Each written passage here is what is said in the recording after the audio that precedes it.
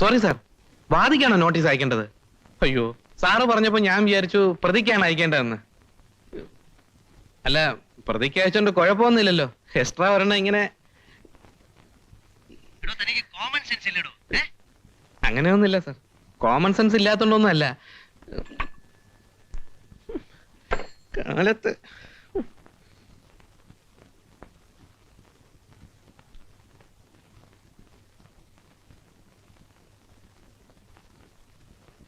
പോത്താ, ഈ ജൂനിയറായിട്ട് ജോലി ചെയ്ത് മടുത്തു. ഇനിയെങ്കിലും സ്വന്തമായിട്ട് പ്രാക്ടീസ് ചെയ്ത് തുടങ്ങിയില്ലെങ്കിലേ ജീവിതാവസാനം വരെ നമ്മൾ ഇങ്ങനെ ജൂനിയേഴ്സ് ആയിട്ട് തുടരേണ്ടി വരും. അതെ, സ്വന്തമായിട്ട് പ്രാക്ടീസ് ചെയ്യാനുള്ള കെൽപ്പും വിവരവും ഉണ്ടാകുന്നവരെ ഇങ്ങനെ അങ്ങ് കഴിയുന്ന അളിയാ ബുദ്ധി.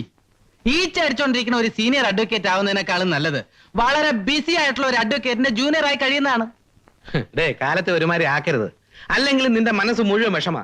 ഞാൻ ഒരിക്കലും തിരക്കുള്ള വക്കീലാവില്ലെന്നല്ലേ നീ പറഞ്ഞതിന്റെ ദുസൂചന? എന്നൊന്നും ഞാൻ പറഞ്ഞില്ല. വെറുതെ വഴക്കുണ്ടാക്കാൻ വരരുത് ഗോപാലകൃഷ്ണ. ആര് തുടങ്ങി വെച്ചത്, നീയോ ഞാനോ? ഈച്ച അടിച്ചോണ്ടിരിക്കും പോലും. എടാ, പ്രകാശ് സാറിനെ സോപ്പിട്ട് എന്നും അങ്ങനെ എച്ചിൽ കഴി സിൽബന്തിയായി കഴിയുന്നതായിരിക്കും നിനക്കിഷ്ടം. പക്ഷേ എന്നെ അതിന് കിട്ടൂല. ഞാൻ തറവാട്ടി പറഞ്ഞവനാ. ചിട്ടിക്കമ്പനി നടത്തി നാട്ടുകാരുടെ കാശ് അടിച്ചോണ്ട് രാഖിരാമൻ നാട് വിട്ട കൃഷ്ണ പണിക്കരുടെ മകന്റെ തറവാട്ട് മഹിമ നാട്ടുകാർക്കൊക്കെ അറിയാം. ഏതായാലും നിന്റെ അപ്പന്റെ അത്ര കള്ളനല്ലടാ.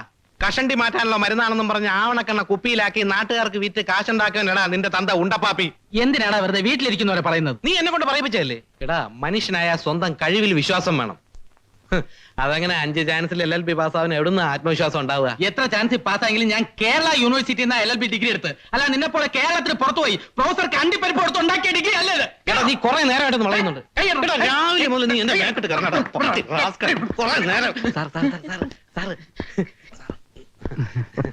എന്താ രാവിലെ വലിയൊരു സ്നേഹപ്രകടനം? ബർത്ത്ഡേ ആണ് സാർ, അതുകൊണ്ട് കെട്ടി. ആണോ? Many many happy returns of the day. അല്ല സാർ, ബർത്ത്ഡേ പ്രമാണിച്ച് ഇന്നത്തെ കംപ്ലീറ്റ് ചെലവ് പോത്തന്നെ കണക്കായിട്ടാ. അതെയോ?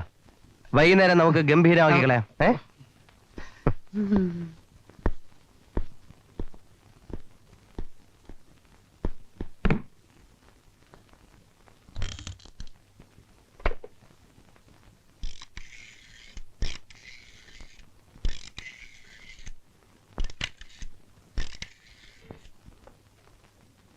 ഹലോ, കൈമൾ സാറല്ലേ?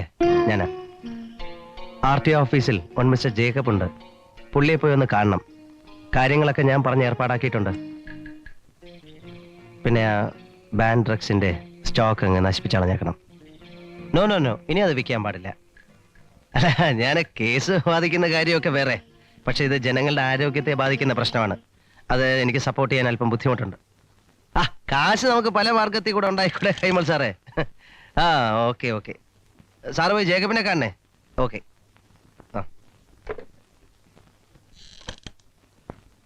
Mr. Gopalakrishnan, please come.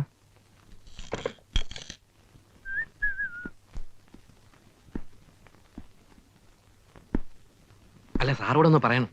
എന്താ? വൈകുന്നേരത്തെ പാർട്ടിയുടെ കാര്യം. ഈ പോത്തം ബേസിക്കലി പിശിക്കണേ. അതല്ല, SP വിളിച്ചിട്ട് എന്ത് പറഞ്ഞു? രാജശേഖരൻ സാറോ? വൈകുന്നേരം ബില്ലിയാസ് ക്ലബ് വെച്ച് കാണാന്ന് പറഞ്ഞു. ഒരു പോലീസ് ഓഫീസറും ക്രിമിനൽ ലോയറും തമ്മിലുള്ള കൂടിക്കാഴ്ച ഇത് മാറാൻ പാടില്ലെന്ന എന്റെ ആഗ്രഹം. Let this B A meeting of 2 friends or brothers. എന്തിനാ സാർ ഇങ്ങനെ ഒരു മുഖവര? കോടതിയിൽ പ്രകാശിനെ പോലെ ഇത്ര വെൽ സ്റ്റഡീഡായി മറ്റാരും കേസുകൾ പ്രസന്റ് ചെയ്ത് ഞാൻ കണ്ടിട്ടില്ല. പക്ഷേ നിങ്ങളുടെ ഈ കഴിവും ബുദ്ധിയുമെല്ലാം കുറെ ദുഷ്ടന്മാർക്ക് പണയം വെച്ചിരിക്കുകയാണെന്ന് പറയേണ്ടി വരുമ്പോ... മനസ്സിലായില്ല. 1 or 2 പ്രാവശ്യം ഏതെങ്കിലും ക്രിമിനൽസിന് വേണ്ടി വാദിക്കുന്നത് മനസ്സിലാക്കാം. പക്ഷേ കുറ്റം ചെയ്യുന്നതിനുള്ള ലൈസൻസ് ഉണ്ടെന്ന രീതിയിൽ പെരുമാറുന്ന ഒരു ഗ്രൂപ്പിന്റെ വ്യക്താവായി മാറുന്നത് ആത്മഹത്യാപരം. യെസ്, ഞാൻ ആ കൈമളുടെ കാര്യം തന്നെയാണ് ഉദ്ദേശിച്ചത്. പ്രകാശിന് അറിയാമോ അയാളുടെ സ്ഥാപനങ്ങൾ നടക്കുന്നത് എന്താണെന്ന്? ഫിഷറീസിന്റെയും ഫാർമസ്യൂട്ടിക്കൽസിന്റെയും കൺസ്ട്രക്ഷൻ കമ്പനിയുടെയും പേരിൽ കള്ളക്കടത്തും വ്യാജമരുന്നുകളുടെ വിൽപ്പനയും ഒക്കെയാണ് നടക്കുന്നത്. അറിയാം സാർ. എന്നിട്ടാണോ അവർക്ക് കൂട്ടുനിൽക്കുന്നത്? അവരുടെ ഗ്രൂപ്പ് ഓഫ് കമ്പനീസിന്റെ അഡ്വക്കേറ്റ് ആയിരിക്കുന്നിടത്തോളം കാലം എനിക്ക് അവരുടെ കേസുകൾ വാദിക്കേണ്ടി വരും. ഈ കാര്യത്തിൽ നിങ്ങൾക്ക് അല്പം പോലും കുറ്റബോധം തോന്നില്ലേ? എന്തിന്? എന്നെ അവർ ഏൽപ്പിക്കുന്ന ജോലി ഞാൻ ചെയ്യുന്നു. In that case, I have to say you are a criminal and not a criminal lawyer. സമ്മതിച്ചു, ഞാൻ കുറ്റവാളി തന്നെ. പക്ഷെ ഒന്ന് ചോദിച്ചോട്ടെ സാർ, കൈമളിനെ രക്ഷപ്പെടുത്തുന്നത് ഞാനാണെന്ന് പറഞ്ഞല്ലോ. നിങ്ങളുടെ പോലീസ് ഡിപ്പാർട്ട്മെന്റ് 100% എഫിഷ്യൻസിയോടെ പ്രവർത്തിച്ചിരുന്നെങ്കിൽ എനിക്ക് വാദിച്ചയക്കാൻ പറ്റുമായിരുന്നോ? ഞങ്ങളുടെ കഴിവുകേട് കൊണ്ടല്ല, നിങ്ങളുടെ കഴിവിന്റെ കൂടുതൽ കൊണ്ടാ പ്രോസിക്യൂഷൻ പലപ്പോഴും പരാജയപ്പെടുന്നത്. സമ്മതിച്ചിരിക്കുന്നു. Thank you sir. പക്ഷെ ഈ കഴിവൊക്കെ നല്ല രീതിയിൽ വിനിയോഗിച്ചിരുന്നെങ്കിലോ? You are a genius in the wrong way. Prakash, നിങ്ങളെപ്പോലുള്ള ചെറുപ്പക്കാർ മോറൽ വാല്യൂസിന് ഒരു വിലയും കൽപ്പിക്കുന്നില്ല. അങ്ങനെയാണെങ്കിൽ ശുദ്ധീകരണം തലപ്പത്ത് നിന്ന് തുടങ്ങുന്നല്ലേ സാർ നല്ലത്? അങ്ങനെയാണെങ്കിൽ ചിലപ്പോ സാറിന്റെ തലയിൽ തൊപ്പി കാണില്ല അല്ലേ? നോ പ്രകാശ്, അങ്ങനെയുള്ള പേടിയൊന്നും എനിക്കില്ല. എങ്കിൽ തുടങ്ങണം സാർ, ഞാനും കൂടാം. സ്വിസ് ബാങ്കിൽ അക്കൗണ്ട് ഉള്ള MLA-മാരുടെയും MP-മാരുടെയും മന്ത്രിമാരുടെയും ലിസ്റ്റ് ഞാൻ സാറിന് തരാം. അവരുടെ സോഴ്സ് ഓഫ് ഇൻകം എന്താണെന്ന് സാറിന് വിളിച്ചെത്ത് കൊണ്ടുവരാൻ പറ്റുമോ? കള്ളക്കടത്തുകാരുടെ കയ്യിൽ നിന്ന് രാഷ്ട്രീയ പാർട്ടികൾ വാങ്ങിയിട്ടുള്ള സംഭാവനകളുടെ ഡീറ്റെയിൽസ് സാറിന് വേണോ? നിരോധിച്ച മരുന്നുകൾ രാഷ്ട്രീയക്കാരുടെ ഒത്താശയോടെ വിറ്റഴിച്ചതിന്റെ തെളിവുകളും ഞാൻ തരാം. കേക്കട്ടെ, സാറിന് എന്ത് ചെയ്യാൻ കഴിയും? ഇവരെയൊക്കെ ഞാൻ ജസ്റ്റിഫൈ ചെയ്യുന്നു എന്നാണോ പ്രകാശ് പറയുന്നത്? ഐ എം സോറി സർ, ഇത്തരം ഉപദേശങ്ങൾക്കൊന്നും ഞാൻ വലിയ വില കൽപ്പിക്കുന്നില്ല. ഈ ലോകത്ത് കാശാണ് വലുത്, എനിക്കും സാറിനും എല്ലാവർക്കും. പിന്നെ കൈമളുടെ കേസുകൾ വാദിക്കുന്നത് കൊണ്ട് മാത്രം അയാളുടെ എല്ലാ ചെയ്തികളും ഞാൻ ന്യായീകരിക്കുന്നുണ്ടെന്ന് സാർ വിചാരിക്കണ്ട. It's A part of my profession. വ്യക്തിപരമായി കൈമളുമായുള്ള അടുപ്പമോ? സമ്മതിച്ചു. പക്ഷെ അതിന് മതിയായ കാരണങ്ങളുണ്ട്. എന്റെ കരിയർ ബിൽഡ് ചെയ്യാൻ വളരെയധികം സഹായിച്ചിട്ടുള്ള ആളാണ് കൈമൾ. ഒരു മകനെ പോലെയാണ് അത് എന്നെ സ്നേഹിക്കുന്നത്. ആ സ്നേഹത്തിന്റെ പിന്നിലുള്ള സ്വാർത്ഥത ഒരു പക്ഷേ പ്രകാശിന് ഇന്ന് മനസ്സിലാവില്ല. Okay, leave it. കാലമെല്ലാം പറഞ്ഞു തരും. ശരി, ഞാൻ സാറിനെ ഏതെങ്കിലും രീതിയിൽ ഹെർട്ട് ചെയ്തിട്ടുണ്ടെങ്കിൽ ഐ എം സോറി. ഏയ്, ഒരിക്കലുമില്ല. സ്വകാര്യ സംഭാഷണത്തിൽ പോലും വാദിച്ച് ജയിക്കാനുള്ള നിങ്ങളുടെ കഴിവിനെ ഞാൻ അപ്രീഷിയേറ്റ് ചെയ്യുന്നു. ഞാൻ ഇറങ്ങട്ടെ. സമയമായോ? സാർ കൂടുന്നോ? ഇല്ല.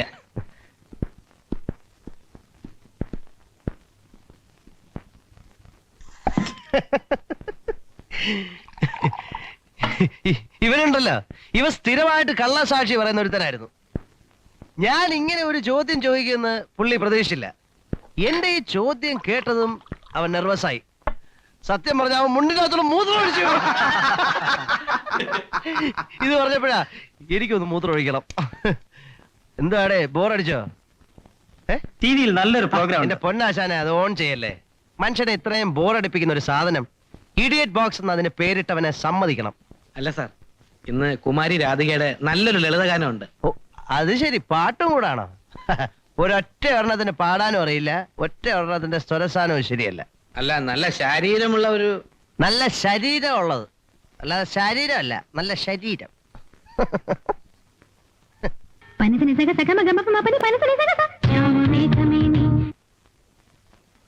ഛെ, ഇത് ഇവന്മാരുടെ സ്ഥിരം പരിപാടിയാണ്.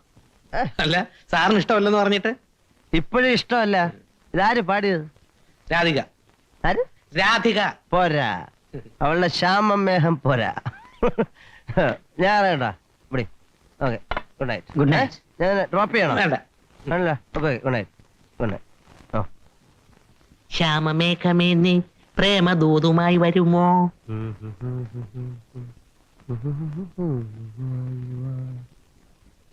ശ്യാമമേഘമേ നീ സ്നേഹദൂതുമായി വാ. ശ്യാമമേഘമേ നീ സ്നേഹദൂതുമായി. ഹലോ, ആ ദൂരദർശൻ കേന്ദ്രൻ അല്ലേ? അല്ലേ, നീ നേരത്തെ പറഞ്ഞോളാ. ഓടാന്നോ? അത് ശരി, റോങ് നമ്പർ വിളിച്ച. ശ്യാമമേഘമേ നീ സ്നേഹദൂതുമായി വാ. ഹലോ, ദൂരദർശൻ കേന്ദ്രല്ലേ? അതെ, എനിക്ക് ഒരു ഉപകാരം ചെയ്യണം. ഇന്ന് വൈകിട്ട് 8 മണിക്ക് TV-യിൽ ഒരു പെൺകുട്ടി ഒരു പാട്ട് പാടിയില്ലേ? ശ്യാമമേഘമേ വാ യദുകുല. അതെ, രാധിക. ആ കുട്ടിയുടെ അഡ്രസ് ഒന്ന് വേണം. സോറി. അതെന്ത് സോറി ആശാനെ? അതെ, എനിക്ക് ഹലോ, എനിക്ക് പിന്നെന്തിനാ അറിയിക്കാന്? അത് പ്രതികരണത്തിൽ എഴുതി ചോദിച്ചാൽ മതി. എനിക്ക് പ്രതികരണത്തിൽ കൂടെ അറിയിച്ചാൽ പോരാ, നേരിട്ട് അറിയിക്കണം. താൻ ആരുവാ? ഞാൻ ആരാന്നോ? എടോ, ഒരു ഇന്ത്യൻ പൗരൻ എന്ന നിലയിൽ അതിന്റെ മൗലികാവകാശ എനിക്ക് നേരിട്ട് അറിയിക്കണം. അതിന്റെ അഡ്രസ്. തനിക്ക് കല്യാണം കഴിക്കാനാണോ? കല്യാണം കഴിക്കാൻ തന്നെ. തനിക്ക് എങ്ങനെ മനസ്സിലായി? കല്യാണം കഴിക്കാൻ തന്നെടാ. എടോ, താൻ കൂടുതൽ വായൊന്നും അടിക്കണ്ട. താൻ ആ പരിപാടി ഇടയ്ക്ക് കട്ടായപ്പോയതിനെ കുറിച്ച് എന്ത് പറയുന്നു? താൻ ആരാ? ഞാൻ ആരാന്നോ? ഞാൻ നിന്റെ തന്ത.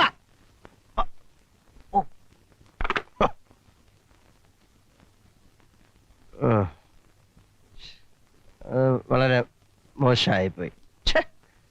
ഒരാളുടെ തന്തയ്ക്കൊക്കെ പറയാന്ന് പറഞ്ഞ, പക്ഷെ അയാൾ എന്നോട് അങ്ങനെ പറഞ്ഞോണ്ടല്ലേ ഞാൻ മോശമായിപ്പോയി. നീ ഇപ്പൊ വിളിച്ച് സോറി പറഞ്ഞേക്കാം.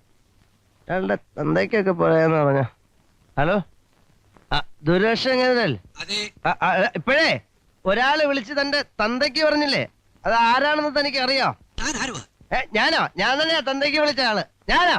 ഞാൻ നിന്റെ തന്തയാടാ, തന്ത. അയ്യോ, ഒരാളുടെ തന്തയ്ക്ക് പറഞ്ഞു. എന്തൊരു ആശ്വാസം. അതാണ് അമ്മ അതിന്റെ കാര്യം. നമ്മൾ എത്ര വിചാരിച്ചാലും നന്നാവില്ല. പഠിച്ചല്ലേ പാടുള്ളൂ. ചായ. ഡോക്ടർ KS മേനോന്റെ മോള. ആരെ? ഇന്നലെ രാത്രി ദൂരദർശൻകാർക്ക് ഫോൺ ചെയ്ത് ചോദിച്ചില്ലേ ആ കുട്ടിയുടെ അഡ്രസ്? ഗിരിനഗറിലാ താമസം. ഇതുപോലൊരു അമ്മ എവിടുന്ന് കിട്ടു? മോൻ മനസ്സിൽ കാണുന്നൊക്കെ എക്സ്റേ എടുക്കുമ്പോഴല്ലേ എടുക്കുന്നത്? അമ്മയടുത്തെല്ലാം പറഞ്ഞു കൊടുത്തല്ലേ? ഞാനെന്ത് മിണ്ടിപ്പോ. ഞാനൊന്നും ഇവിടെ വാ.